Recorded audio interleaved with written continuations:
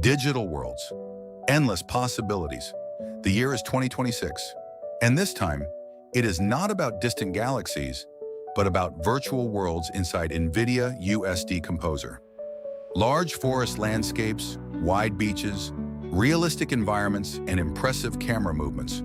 All of this can now be created, explored, and presented directly in a digital environment. In this example, you can see how flexible NVIDIA Omniverse and USD Composer can be, not only for classic industrial plants or technical simulations, but also for large scenes, drone-style shots, camera flights, and visual presentations.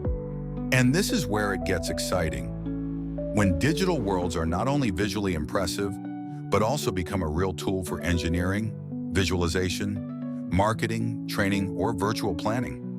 The key is not just loading data into a scene. The key is building the environment correctly, keeping performance in mind, and using the possibilities of USD Composer in a structured way.